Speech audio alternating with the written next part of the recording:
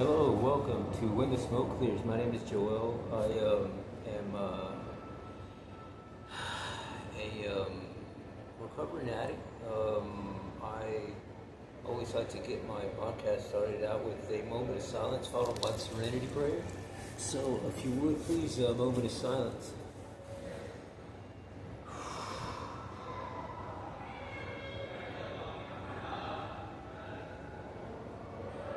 God, grant me the serenity to accept the things I cannot change, the courage to change the things I can, and the wisdom to know the difference. Um, Alrighty, let's get started here. Well, um, I originally had this topic that I wanted to get into today on uh, the weekend and sobriety, the weekend and recovery, and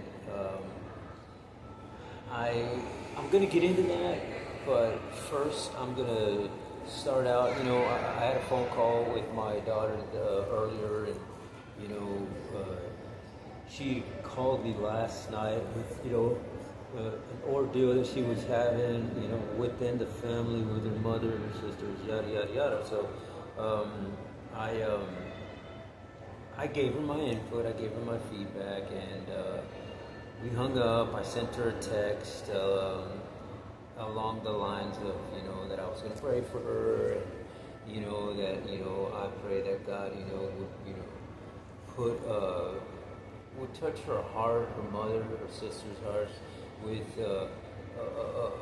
sprinkle a little bit of humility in there, some grace, some humbleness, and so that they may work through the things that they have to work through to get over the whatever struggle it is that they're having. So um, she calls me this morning about 20, 30 minutes ago. She's like, Dad, um, I just want to tell you thank you for the phone, for talking to me last night, and I really appreciate the text. And I showed Mom about the text, and I showed Sister, and um, it's lo and behold, she goes, I guess she goes, I guess your prayer was answered, Dad, because when we got to church, the whole sermon was about family dynamics and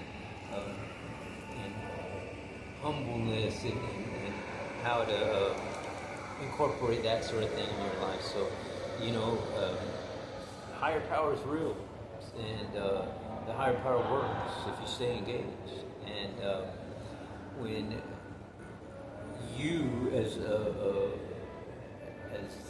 servant of the program, a servant in recovery, a servant of whatever your higher power is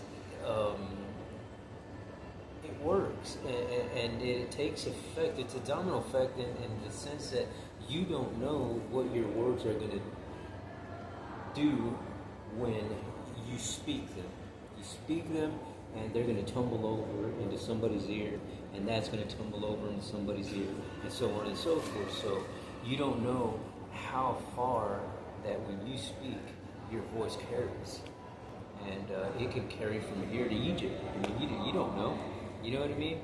I mean, somebody could hear this, and somebody could say, hey, you know what, I heard this guy say this, and then he says that, and it goes, and it goes, and it goes, and it goes. You know what I mean? It could be how they say it, how the snowball effect, when it comes down the mountain. I mean, that thing just starts picking up more and more snow, and next thing you know, we got this big old ball coming down on you, and that to me is it made me feel good.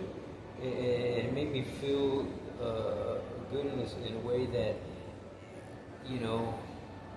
even though I'm not right there with the family, that my words, my text was able to engage in the family dynamics as an addict in recovery.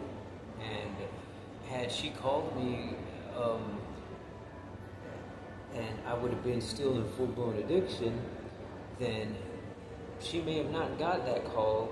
She may have not gotten that text because I might have been too busy in stuck in a motel room or in a bando or in just the midst of addiction that I didn't want to answer the phone because you know how you get. You get into that point where you're just isolated and the phone rings and you freak out. You're like, oh shit. You act like, like, God damn, mom's like right there or whatever, you know what I mean? Or you're like, oh, fuck, my wife's right there. And the phone's just ringing and you're just looking at it like it's kryptonite. And you don't want to touch it. And then you hear it finally, it goes, it stops ringing, and then you put it on mute. Or you turn the phone off altogether. Now, if you don't hear it out of sight, out of mind, right? But still, when that happens, your mental brain still has it right there, but you're too busy doing whatever the hell you're doing, and it goes back there. It goes back there in that wagon that you're pulling with all your baggage, and every time that happens, you load up a little bit more in that wagon and a little bit more in that wagon, and next thing you know, you stuck, and you can't go anymore because your wagon is so full of crap that you don't know how to unload it, and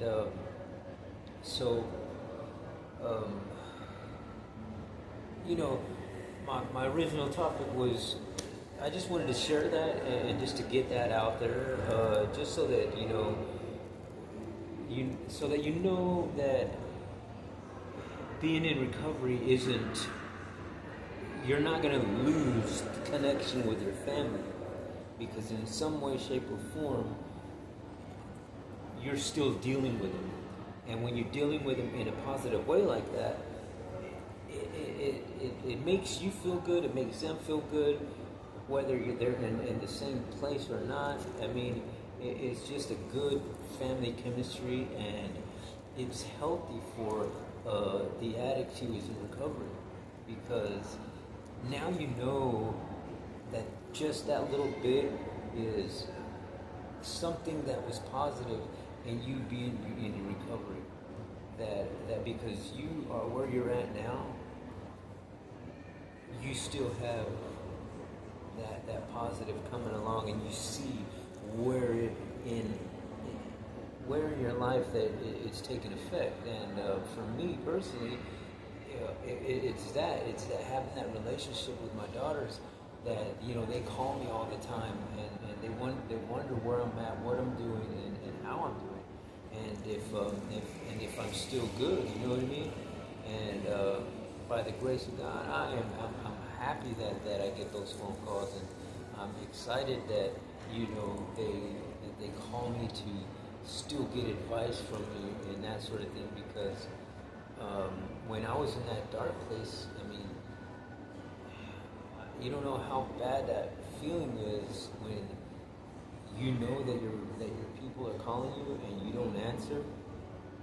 It just makes you, and then you just figure, well, in a few days you'll die down, and then you finally get a hold of them when you're, quote unquote sober, because you ain't got no funds to get the next high or whatever. So you figure, okay, well, you're sober enough and you're sound-minded enough to make a phone call to talk to somebody, and to put on that facade that, hey, I'm doing okay, but I was sick that day, or whatever, you say. And but it is, nonetheless, it's great. It's a good feeling, and it's exciting, and it makes you want to keep doing more positive things. You know what I mean? That's the beauty of it, about being in recovery, is that when you start maintaining it and on the daily basis keep going and doing things that are positive, it allows you to draw in the positive things that you had been missing the whole time that you were in full-blown addiction. And it also it keeps you aware of your life, of your journey, that you're in this journey, and you have to stay connected in some way, shape, or form. Because if you don't, then it's easy to slip and fall, and that's you obviously want to avoid, slipping and falling. So if you know if just a little phone call like that makes a difference, and that's a positive thing, and you're able to feed off of that. So again, excuse me. Well, part of my cast this morning was to talk a little bit about the weekend in recovery, and because I sat yesterday thinking that because I could hear people talking in the facility where I'm at, and so and so left the program, and they just got up and left. They hadn't, they didn't let nobody know. They haven't made it back, and there's a few people that had left and came back, and so a lot of the questions, I guess, or the topics that they were talking about was, it's just that I get so bored here, and I don't know I just start thinking, and then I just want to, it's like I want to go use or whatever, and so they said mainly it was on the weekends, so I figured I would talk a little bit about that, and just to let people know, let the audience know that how I deal with my addiction and the weekend, because as you know that the weekends were front lines of the start of a good binge, if you will. So I would encourage people to take a listen, maybe take some notes, write things down, and I'm going to give you go down a little bit of a mental list of things that I do on the weekends so that I stay connected to my sobriety and recovery, and so that I don't fall. So number one is I have an exercise routine that I do on the daily basis. So my mornings, they start off with an exercise routine. So on the weekends, I will tend to sleep in just a tad. So because during the weekdays, I got a lot of appointments that I gotta attend to, and then just things in the that I gotta do with the VA and with the program that I'm currently in. So it's a little busy. So on the weekends, I don't have to do any of those type of things. So that's where the boredom comes in, and I start my routine out once I get up, and it starts with an exercise program. So the exercise program that I do is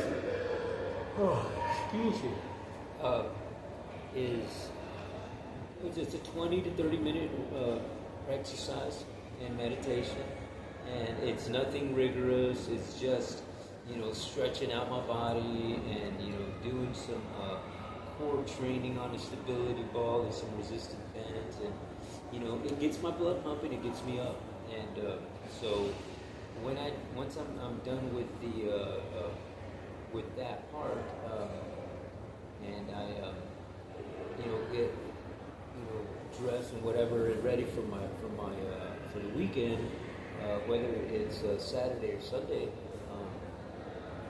then I'll incorporate a few things. I'll say, okay, well, I know that I got to do my podcast sometime today, and what I like to do in my podcast is I like to go to different locations in San Antonio and do podcasts there. And I'll just pick and choose a place, wherever it may be, And today, I'm at the Hyatt Regency Hotel downtown. Freaking nice facility, man. It just, you know, I'm not a guest here, but I sure act like it. But it's one of the things that I do. You know what I mean? To I like to walk around. I mean, well, wheel my way around. It better be said is, and then I just enjoy the things that they got down here, and it's good to get out and to interact, because when you're in addiction, you're just in that isolation, and you don't interact with a lot of people, and you might interact with a lot of people in the beginning, but then at the end you're just like stuck somewhere by yourself, or just with one other person that you're getting high with, and you don't go and interact, and so I figured I'd come out and do podcasts out and about around the city, so that I can engage in everyday life in the community, and it's pretty good. It makes you feel good, because you're out here, you're enjoying what the city has to offer, and you don't have to have any money to come and do this. So this is the cool thing, is that I don't got to spend a freaking cent out of my pocket to have a good time, like I was doing when I was in addiction. I mean, you're talking, let me just bring that up real quick. I calculated one day how much money was spent on drugs that I was doing, me and the person that I was with at that time. We spent about $78,000 a year in drugs. And I mean, in our addiction. And when I mean $78,000, that includes the drugs for me, the drugs for her, the motel cost, the food cost, and the just the cost to go and get this stuff. Whether we were taking an Uber, whether we were going to take a bus ride, a bike ride, whatever it is. Everything got included that I added in there. And it was about $78,000. And I'm like, man, $78,000. Can you imagine that I don't have to spend $78,000 now? And all of that stays in my pocket. So I got plans with the figures that I came up with, and I'll discuss that in the future episode, but of where my finances go now, and where in a positive sense. But anyway, I just wanted to kind of throw that out there, so you know that you're saving money as well. And so, like I said, these are things that you can do that aren't costing you a red cent, and it's something that's positive, something that keeps you happy, something that keeps you involved in the community, it keeps you engaged in just being active. And so, like I said, I always choose a place, and today I chose the Hyatt Regency Hotel downtown San Antonio. So after this, I'm going to make from where I was at, exercise, woke up, all that stuff, then I made it, I go to the, today's Sunday, so I would go to the City Tribe Church, which is downtown in San Antonio, really good place. Great folks out there, so I'll attend the service, and then from there I'll wheel my way down this way, and which is here to the Hyatt, and decided to do my podcast. And so after this, I'm gonna hit the elevator, then I'm gonna wheel my way over to the Hemisphere area. They have this this new, it's like a whole park down there, really nice place, and just to spend the time, maybe read a book. I brought a few books with me today, so that I brought a towel, and I brought like 3 books. So at any one of these places that I'm at, I'm just put the towel down, I'll get off that wheelchair, I'll sit down, enjoy the grass, I'll take my shoes off, and my boot here that I'm injured. You see, that's why I'm in the wheelchair. I'll take it off and I'll do a little bit of meditation in the park perhaps, and just take my shoes and where I'm barefoot so that I can put my feet on the ground and meditate and pray, and that keeps me grounded to the to my magnetic fields, to my aura. I mean, I don't know really how to explain that, but it is an energy that you keep within yourself that keeps you aligned with your levels of thinking and how you feel people's energies and the energy that you radiate around you. And when you're all in line with that, and then you radiate that aura around you, it attracts people. It attracts people, man, and it attracts the good people. You know what I mean? That's the beauty of it, is that it attracts positive folks that you can put yourself around, and it allows you to engage with the community of that positiveness, and it keeps you grounded so that you don't go off of that line and start going back towards the darkness, whichever way that may be. So it's in a sense, it's a boundary for you. You know, it's an invisible boundary, but it's a boundary that's there, that comes up mentally, and you can feel it in your emotions, in your sixth sense, if you will. And it's really cool, man, that the body's able to interact like that with the energy levels of the earth and that sort of thing. So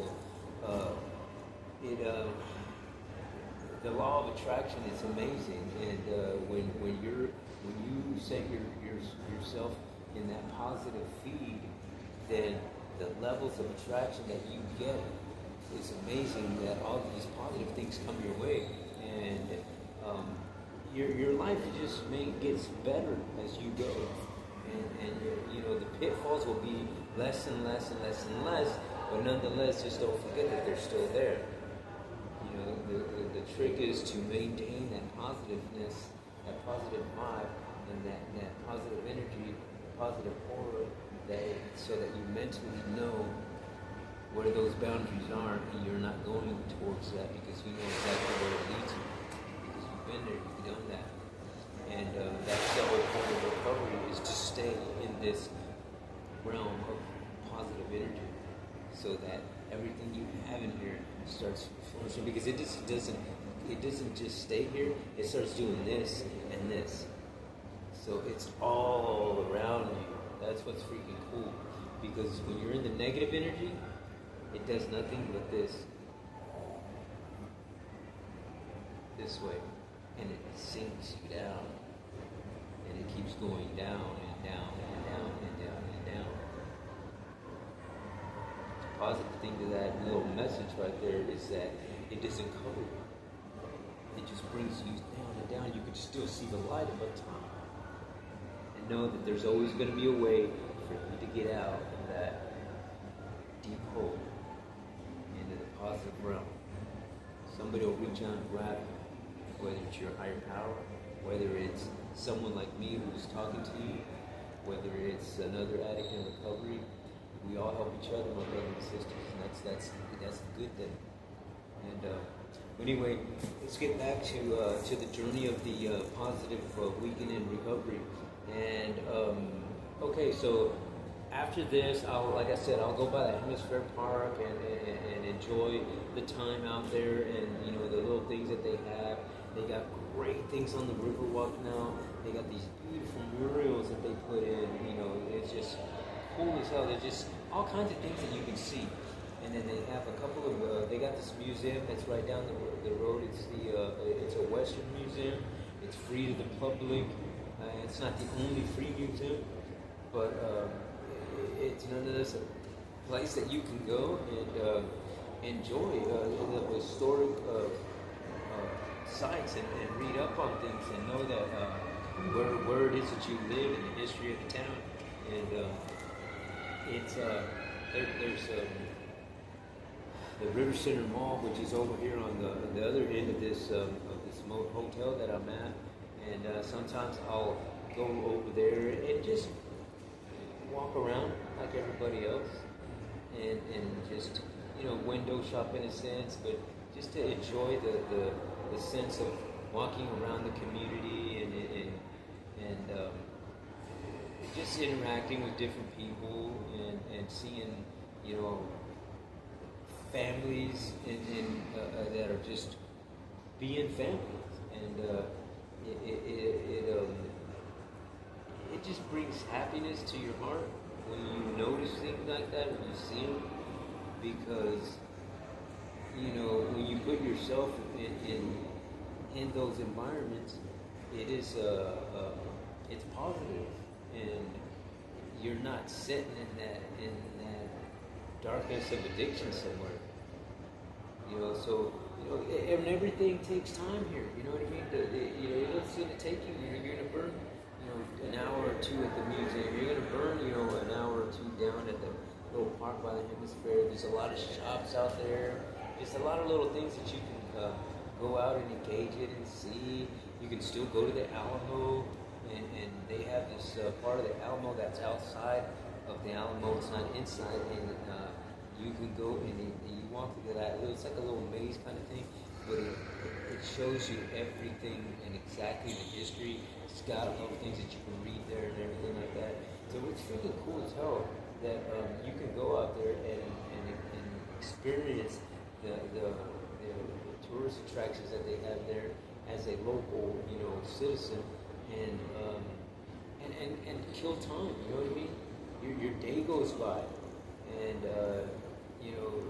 and that's just on this side of downtown. I mean, heck, you can walk all down Commerce Street, Houston Street, and there's more plazas and more parks and just more areas to engage in. There's more museums that way. You can walk all the way to the other end of downtown and go to the Market Square. There's art exhibits. The library even has great art exhibits there for free. I went over there the other day and they had this, I think it was Playa del Sol or something like that, but it was a Latino art exhibit from local folks here in town and around Texas. And it was really, really nice artwork that they had out there. Really cool sculptures, really cool paintings, really cool pictures. It's just really, really nice artwork that they had out there. And something that I was able to go over there and spend 2 or 3 hours there, because and not only am I enjoying the artwork and reading everything that that these art displays have on the actual person, the artist. They have their artwork, then they have a picture of the artist, then at the bottom of that they have a little paragraph of how the artist came up with this, or who they are and where they come from, and that sort of thing. And it is it's just interesting.